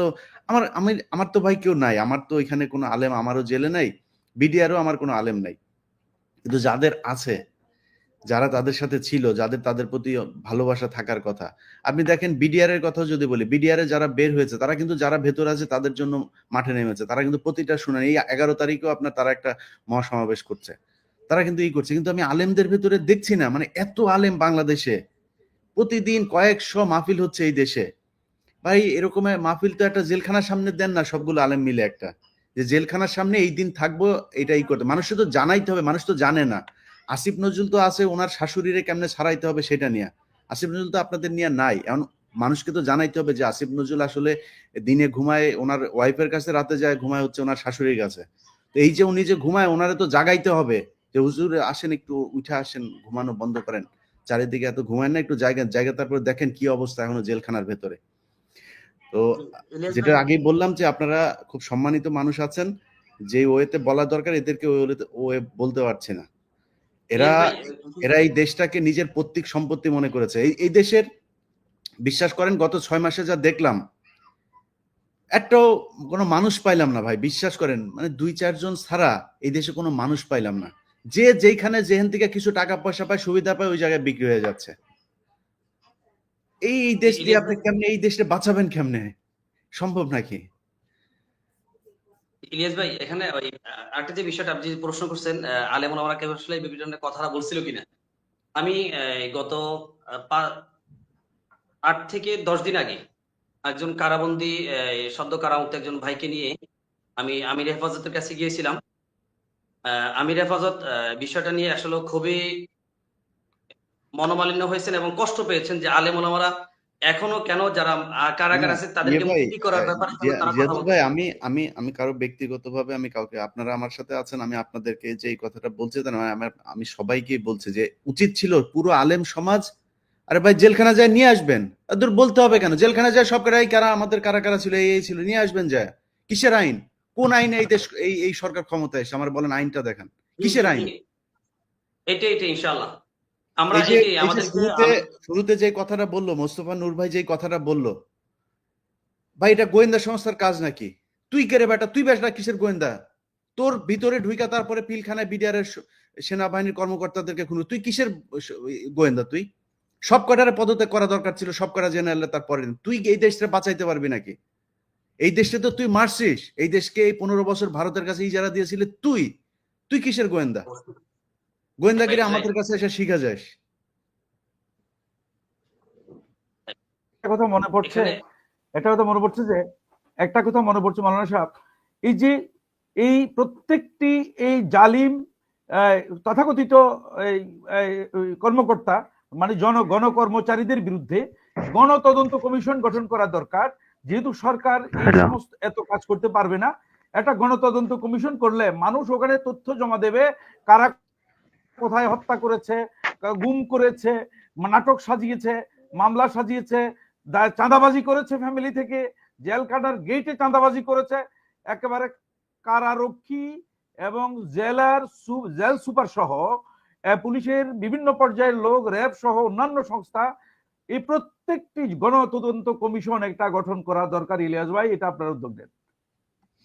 না, এটা না, দেখেন মোস্তফা ভাই, আমি 21শে আগস্ট নিয়ে আমি একটা অনুসন্ধান করেছি, আপনারা সেটা দেখেছেন কিনা জানি না। একদম মানে জজ মিয়া থেকে শুরু করে সবকিছুই প্রথম আলোর সাজানো নাটক। তো প্রথম আলো কারা? প্রথম আলোই আসিফ নজরুল, প্রথম আলোই ইন্ডিয়া, উদিচি, ওই ছায়ানট, এই সেই যে বড় বড় বিশাল বিশাল বোমা হামলা, এগুলো নাম শুনলে জজ সাহেবরা ভয়ে ফাইল ফেলায় দেয়, আরে বাবা এই মামলায় হাত দেওয়া যাবে না।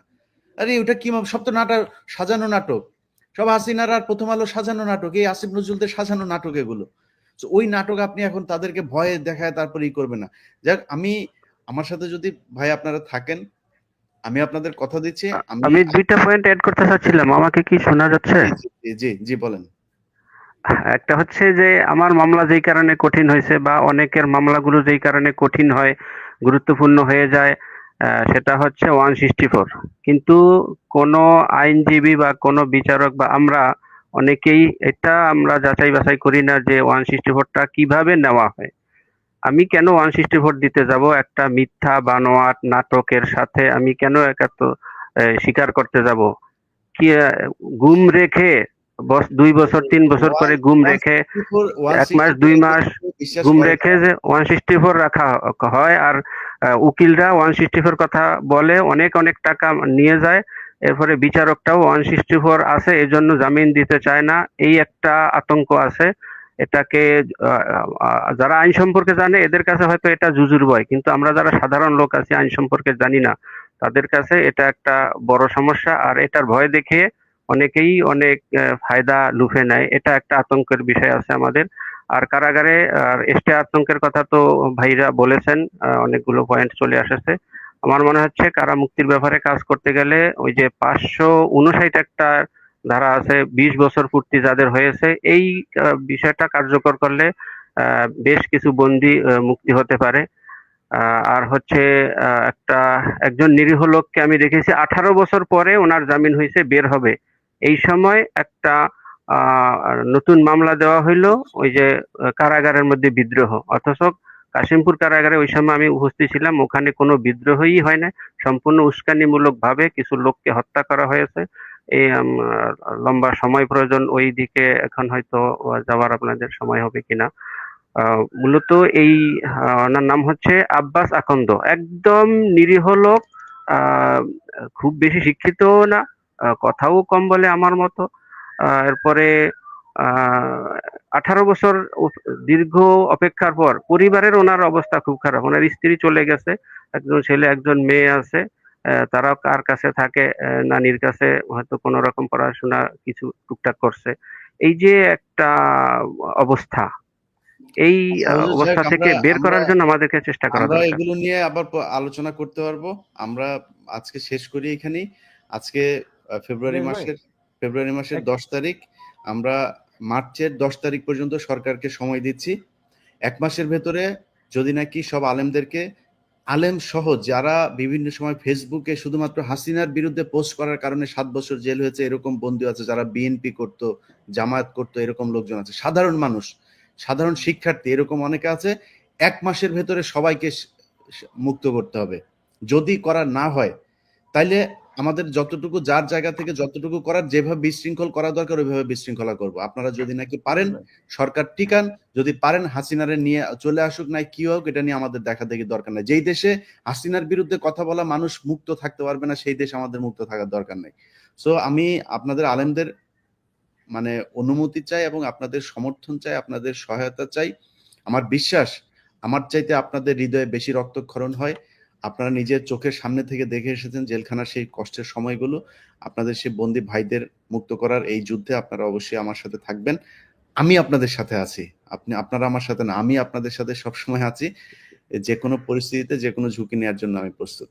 ইলিয়াস ভাই, আমি তো এক মিনিট জি একটু অনুমতি চাই। হ্যাঁ, এখানে ভয়ঙ্কর বিষয় যে কত ব্যবসায়ীকে জঙ্গি বানানো হয়েছে, ব্যবসায়ীদেরকে, একদম নিরেট ব্যবসায়ী, কোনো পলিটিক্স করে না, এরকম একজন মিলন, এরকম একটা মামলা আমি ফেস করেছি চিটংয়ে। সকালবেলা তার 10 দিনের রিমান্ড চাইছে, তার নিয়োজিত আইনজীবী ভয়ে বলছে 5 দিনের রিমান্ড দিয়ে দিবে। আমি ওই মামলায় এনগেজ ছিলাম না, হঠাৎ করে ওই কোর্টে আমি থাকাতে এটা মোকাবেলা করে রিমান্ড বাতিল করেছি। সাথে সাথে জিআরও সেকশন থেকে এসপি কে জানিয়েছে, এসপি আবার ওই আইউকে থানা থেকে কল করে, মিরসরাই থানা থেকে কল করে ও ফোনটা দিয়ে রওনা দিয়েছে। পেশকার বললো যে তো এখন আইউ আবার আসতেছে আরেকটা পিটিশন নিয়ে একই দিন। এই রকমের ঘটনা ঘটেছে। ম্যাজিস্ট্রেটে রিমান্ড বাতিল করে বিপদে পড়েছে ম্যাজিস্ট্রেট। এরপরে বিচারকদেরকে কি পরিমাণ থ্রেডে রাখা হয়েছে। আমাদের সম্মানিত বিচারকরা সবাই যে কারাপ্টেড এমন না, কিন্তু থ্রেড থেকে এমন অবস্থা করছে এটা আমি একটা কথা বলবো, আমাদের যে আন্দোলনের প্যাটার্ন ছিল, আমাদের যে জামাত বিএনপি সহ অন্যান্যদের অনেক ত্যাগ আছে, কিন্তু আন্দোলনের প্যাটার্ন এমন ছিল, আমাদের এলাকায় আমরা বলি যে তেয়ান্নে বৃষ্টিতে ঘাস হয় আর প্রচন্ড বৃষ্টিতে চাষ হয়।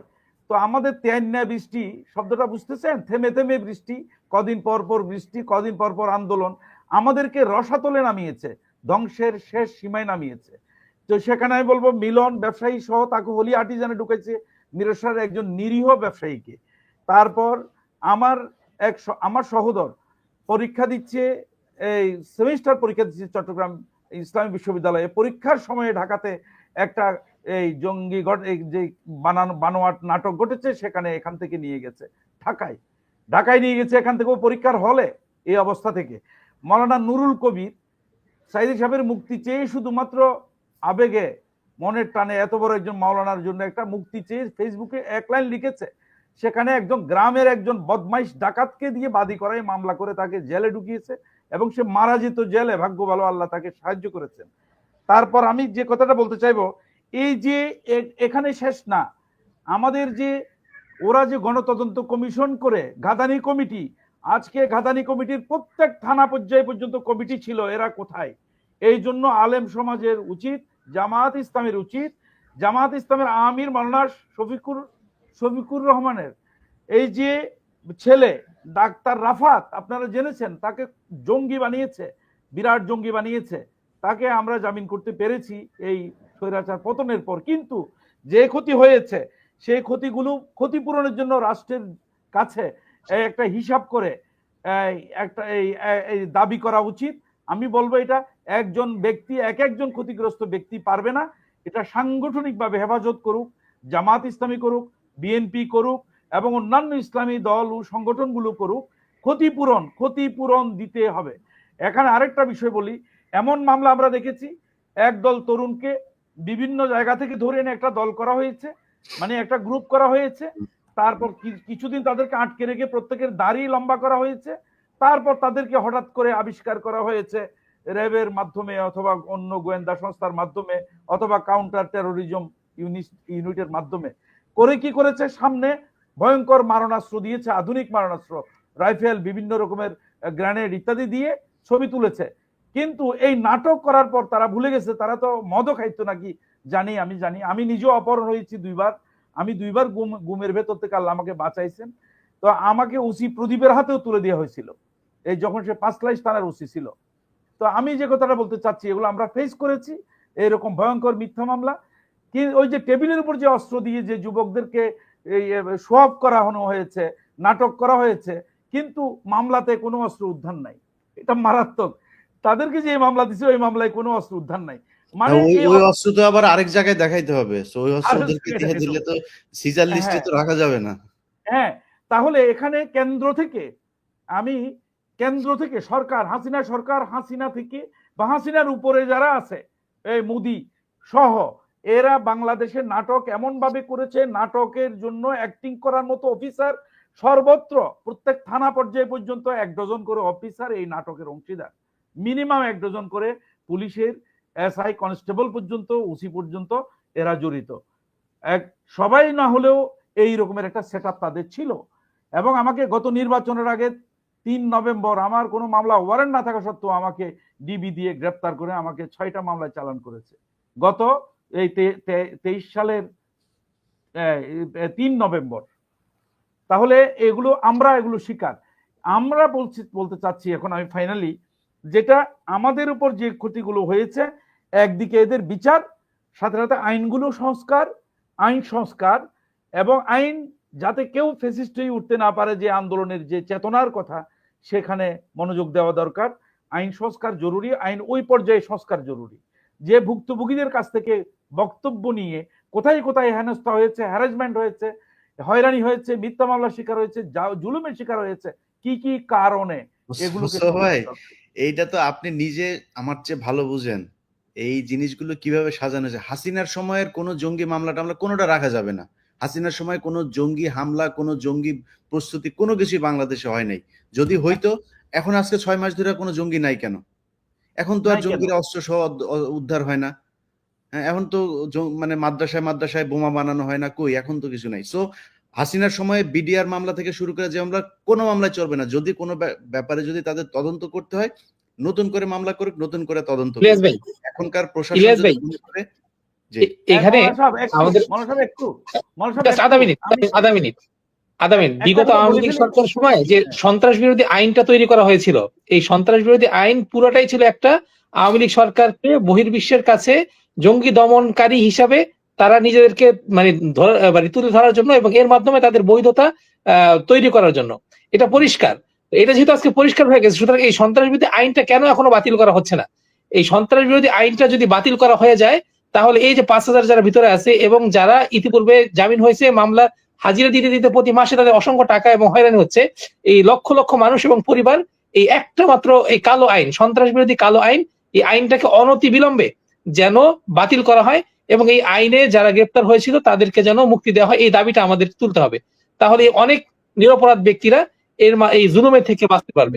মোস্তফা ভাই, জি, এখানে যেটা, যে ব্লগার গুলো হত্যা করা হয়েছে, যে আপনি জানলেন যে ওকে হত্যা করা হবে, আপনি আমেরিকা থেকে জানলেন, আমরাও এখান থেকে জানতেছি যে অমুক অমুকের উপর, অমুককে বেশি উপরে এনে এমন ভাবে ক্রাশ করবে এবং এই দায়টা দেবে ইসলামিস্টদের বিরুদ্ধে। এবং ইসলামোফোবিয়া যেটাকে বলা হচ্ছে, যে সেটাকে আমাদের বাংলাদেশে এই ফেসিবাদ কায়েমের জন্য হাতিয়ার হিসেবে ব্যবহার করেছে। আমি যে কথাটা বলার জন্য এই কথাটা বললাম, সেটা হলো যে যতগুলো ব্লগার হত্যা হয়েছে এগুলো তারা করেছে, এবং এই প্রত্যেকটি মামলার পুনর্তদন্ত করে আগে যারা হয়রানি শিকার হয়েছে তাদেরকে ক্ষতিপূরণ দিয়ে এই মামলা থেকে বাদ দেওয়া, এবং পুনর্তদন্তের মাধ্যমে ওই হাসিনা রেজিমের যারা যারা জড়িত আছে, হাসিনা সহ প্রত্যেকের বিরুদ্ধে মামলা অগ্রসর হওয়া উচিত, এবং এটাই হবে ন্যায় বিচার। জি, আসিফ নজরুল সহ গোয়েন্দা সংস্থা ডক্টর ইউনূস সরকার না, আসলে এই সরকারটা আসিফ নজরুল সরকার। আসিফ নজরুল সরকারকে বলবো যে 10 তারিখের ভেতরে যদি করা না হয়, তাহলে 10 তারিখের পরে দেশের যে কোনো পরিস্থিতির জন্য আপনারাই দেয়, আমাদের দায়টাই নেওয়ার দরকার না। আমরাও দায় নেবো না, আপনারা নিয়েন না। হাসিনা আসুক, ইন্ডিয়া আসুক, যে মনে চায় সে আসুক, আমাদের কোনো সমস্যা নেই। যেইভাবে দেশ চলছে, এই দেশের কোনো সাধারণ কোনো মানুষের কোনো লাভ হয় নাই। শুধু এখন নতুন করে কেউ জেলে যাচ্ছে না আমাদের লোকজন, শুধু এখন নতুন করে হয়তো আগের মতো সেই গুম খুন সেগুলো হচ্ছে না, মানুষ কথা বলতে পারছে, এতটুকু। এর বাইরে কোনো সাধারণ মানুষের কোনো একটা জায়গা যদি বলেন যে কোনো জায়গায় কোনো মানুষ কোনো পাচ্ছে, মানে সুবিধা পাচ্ছে, এটা পাচ্ছে না। যাই হোক, আমরা এই জায়গা থেকে বের হইতে চাই। এই দেশে এতগুলো মানুষ রক্ত দিয়েছে, তাদের রক্তের বিনিময়ে যে সুযোগটা এসেছে সেই সুযোগটা যেন হাতছাড়া না হয়, এটাই আমাদের সবার কাছে প্রত্যাশা থাকবে। আর আওয়ামী লীগের কাছে বলবো যে আওয়ামী লীগের ভাইরা দেখেন, আমরা এই যে মানুষগুলির কথা শুনলেন না, আমি দূর থেকে বসে ওনাদের বক্তব্যগুলো শুনলাম, আপনি শুনলেন, এরকম অসংখ্য আলেম, ছোট 6 মাসের বাচ্চা, তাকে সহ বাড়ির ভেতরে বোমা ঢুকিয়ে পুরো বাড়িটা উড়িয়ে দেওয়া হয়েছে। এটা এই দেশে ঘটেছে। বহু আলেম এখন পর্যন্ত তাদের, এই যে মহিবুল্লাহ ভাইয়ের কথা বলি, মহিবুল্লাহ ভাইয়ের ইয়ে মানে উনি যে ঘরে বসে কথা বলছে, ওনার অবস্থাটা দেখছেন। ওনার মতো এরকম যে আলেমরা বের হচ্ছে সবার সাথেই তো বের হওয়ার পরে আল্লাহ আমাকে সেই সুযোগটা করে দিয়েছেন ওনাদের এইটাকে এইখানে মানে সম্পৃক্ত থাকার। বেশিরভাগই শুনছি কোনো ঘর বাড়িও নাই। এই এই যে মানুষের অভিশাপ, এই অভিশাপ নিতে পারবেন না। হুমকি দেন, আবার আসবেন, এইবার আইসা সিরা ফেলবেন, খায়া ফেলবেন। আপনি আইসা সিরা ফেলবেন, খায়া ফেলবেন, মানুষ ছাইড়া দিবে? আপনার মনে হয় এই এই যে ফেরাউন ছিল, ফেরাউন তো আপনারা বলেছেন ফেরাউন সারা জীবন থাকবে, হাসিনা থাকতে আর আওয়ামী লীগরে কেউ সরাইতে পারে, সরছে না। আল্লাহ চাইলে বেস্ট প্ল্যানার হচ্ছে সে। আল্লাহ চাইলে আবারও সরাবে, আবার আসবেন, এসে মারবেন, আবারও সরাবে, তারপরে কই যাবেন? আবারও এইভাবেই প্যাদানি খাবেন। সো এই হুমকি ধমকি দিয়া না দিয়া তওবা করেন। এই দেশের আলেমদের উপরে যে নির্যাতন আপনারা চালিয়েছেন, আপনারা শুধু রাজনীতি করেন নাই, সরাসরি আল্লাহর বিরুদ্ধে যুদ্ধ ঘোষণা করেছিলেন। অতএব ইলিয়াস ভাই, আমি 2 মিনিট কথা বলবো। ভাই আমরা শেষ করে দিব, একটু তাড়াতাড়ি বলেন, আপনাকে দিয়ে শেষ করি। জি, আমি সর্বশেষ এটাই বলতে চাচ্ছি, বাংলাদেশের প্রত্যেকটা জঙ্গি নাটকের নেরেটিভ কিন্তু তৈরি করে দিয়েছেন আমাদের সুশীল সমাজ, যেটাকে আমরা প্রথম আলো এবং ডেইলি স্টার, এটাই কিন্তু বাংলাদেশের সুশীল সমাজ, অন্য কেউ না। এই প্রথম আলো, ডেইলি স্টার, এই সমস্ত পত্রিকার যে সমস্ত লোকেরা আছে যাদের মাথা হাতে চলে, তাদেরকে প্রত্যেককে এক একটা মানহানি মামলা দিয়ে, যতজনের নামে প্রথম আলোতে রিপোর্ট হয়েছে, ডেইলি স্টার রিপোর্ট হয়েছে, প্রত্যেক জনে প্রথম আলোর নামে ডেইলি স্টার একটা একটা করে মানহানি মামলা দেওয়া প্রয়োজন। মামলা দিয়ে তাদেরকে দেশ থেকে এরকম ভাবে নির্মূল করা প্রয়োজন, আগামী ভবিষ্যতে যাতে কেউ যাতে এরকম দেশের ভিতরে থেকে দেশের বিরুদ্ধে চক্রান্ত করবে এরকম যাতে কেউ সুযোগ না পায়। এবং আমি এই ব্যাপারে আপনাদেরকেও সতর্ক করে দিচ্ছি, আমাদের অন্যান্য যারা আছেন, যারা শুনতেছেন, যে দেখেন, বাংলাদেশের ভিতরে থেকে কেউ যদি দেশের বিরুদ্ধে কোনো প্রকার চক্রান্ত করে এবং ইন্ডিয়ার লেলিয়ে দেওয়া কুকুরদের মতো যদি কোনো কাজ করে থাকে এবং ইন্ডিয়াকে এখানে প্রচার প্রসার করার জন্য, স্থায়িত্ব করার জন্য কেউ কোনো কাজ করে থাকে, আমরা কিন্তু সর্বশেষ শক্তি দিয়ে কিন্তু তাদের ভিতরে লড়াই করবো। সেটা জামাত হোক, সেটা বিএনপি হোক, সেটা আওয়ামী লীগ হোক। আমরা মার্চের 10 তারিখ পর্যন্ত সময় দিলাম। ডেইলি স্টার, প্রথম আলো এরপরে সময় পাবে না। 32 নম্বরে যেরকম সময় দিয়ে তারপরে যাওয়া হয়েছে না, ডেইলি স্টার, প্রথম আলোকে সামনে সময় দেওয়া হবে না, দেখবেন যে মাটিতে মিশে গিয়েছে। সো খুব সাবধান, এখনো নানান ধরনের ষড়যন্ত্র করে যাচ্ছে এই প্রথম আলো, ডেইলি স্টার। তো আলেম সমাজের কাছে আমার অনুরোধ থাকবে, আমরা আজকে থেকে 1 মাস পরে আবার একটা আলোচনায় আসবো। সেই আলোচনাটা যেন শুধুই সরকারের প্রশংসা করে করার সুযোগ হয়, আমাদের যেন কোনো সমালোচনা করতে না হয়, কিংবা এমন কোনো পরিস্থিতি তৈরি করতে না হয় যে পরিস্থিতিতে সরকার বেকায়দায় পড়বে। সবার কাছে অনুরোধ থাকলো, সরকার, গোয়েন্দা সংস্থা, সবাইকে ভালো থাকেন। আমরা ইনশাআল্লাহ এখন যে গুম সেলগুলো এখনো প্রকার উন্মুক্ত করা হয়নি। গত কিছুদিন আমাদের কিছু ভাই এখানে গিয়ে র্যাবের 1-এর সামনে গিয়ে অবস্থান করেছিল। আমরা চাচ্ছি আগামী 10 তারিখের আগে প্রত্যেকটা গুম সেল উন্মুক্ত করে মানুষকে দেখানো হোক এবং গুম সেলের নির্যাতনে। ভাই ধরেন মানে ঢাকা শহর যদি হিসাব করা হয়, আপনাদের কতগুলো মাদ্রাসা আছে বলেন তো ভাই? ঢাকা শহরে আমাদের প্রায় মানে ছোট বড় মিলে 25,000-এর উপরে মাদ্রাসা আছে। 32 নাম্বার ভাঙছে, কেউ ঠেকাইছে বলেন? আপনার মনে হয় যে আমি আর পিনাকি বলছি আর 32 নাম্বার ভেঙে গেছে? আপনার মনে হয়? জনগণ জানে নাই? আপনারা এই বাংলাদেশের মানুষ করেছে এটা, বাংলাদেশের মানুষ করেছে। সেনাবাহিনী কি গুলি করে? সেনাবাহিনী তো এসেছিল, গুলি করেছে আপনাদের? ভাই র্যাবে যান না, কালকে যান না, সব উঠায় নিয়ে আসেন, দেখি র্যাবের কে গুলি করে আপনাদেরকে। ইনশাআল্লাহ এটাই হবে। কবে হবে এটা? এই সবকিছু আমাদের সোশ্যাল মিডিয়াতে বলে তারপরে করা লাগবে না তো? আপনারা যান না রে ভাই, আপনাদের তো সংগঠন আছে, বিশাল বিশাল সংগঠন, করেন কি আপনারা? আপনি বিডিআর দেখেন না, বিডিআর এর কয়জন মানুষ?